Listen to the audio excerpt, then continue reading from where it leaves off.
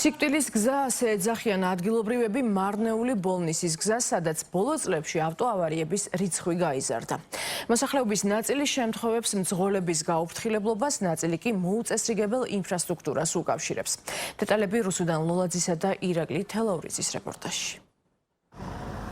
მარნეული ბოლნისის გზა სიცოცხლისთვის განსაკუთრებით საშიში გახდა. ხშირ შემთხვევაში გადაჭარბებული სიჩქარით მოძრავმა ავტომობილებმა, რომელსაც მოუწესრიგებელი ინფრასტრუქტურა ემატება, მრავალი ადამიანის სიცოცხლე შეიწირა. მარნეული ბოლნისის დამაკავშირებელი გზა ბოლო წლების განმავლობაში ადგილობრივების მღელვარების მთავარ მიზეზად იქცა. მოსახლეობის დიდი ნაწილი გახშირებულ ავტოსაგზაო შემთხვევებს მოუწესრიგებელ ინფრასტრუქტურას უკავშირებს. გადატვირთული მოძრაობა აქედან მოედნამდე რომ მიხვიდე 30 წუთი გჭირდება. ამდენი მანქანისთვის ეს გზა ძალიან ვიწროა. ამას ისიც ემატება, რომ გარე განათება არ არის. წინ შემხვედრი მანქანა რომ მოდის საღამოს აღარაფერი ჩანს. გზები უნდა გაფართოვდეს.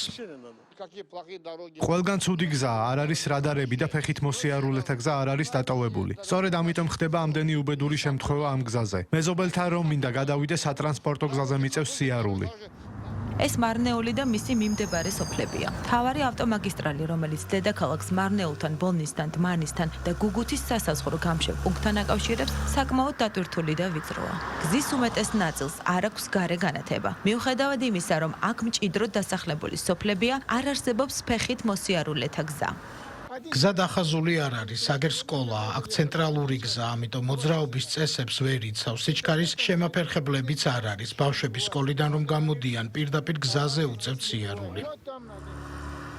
ეს კი ბოლნისის სოფლებია. აქ მოსახლეობის დიდი ნაწილი თავს სოფლის მეურნეობით ირჩენს. გზებზე გასაყიდად გამოტანილი დახლები და პროდუქტები კი ისედაც ვიწრო გზას კიდევ უფრო ავიწროვებს. სწორედ სატაცურის გასაყიდად ცენტრალურ გზაზე გამოსული მოზარდი ძმები გახდნენ თვეების წინ სწრაფად მოძრავი ავტომობილის მსხვერპლი სოფელ მუხრანასთან. მანქანის სიჩქარის შემაფერხებლების დამონტაჟებას და მკაცრ კონტროლს ითხოვენ ბოლნისის მაცხოვრებლები.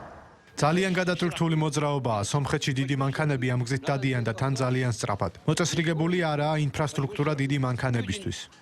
ამ პერიმეტრზე შუქი არის. ამ ავარიების მიზეზი მაინც მძღოლების მხრიდან წესების დარღვევაა და სიჩქარის გადაჭარბება.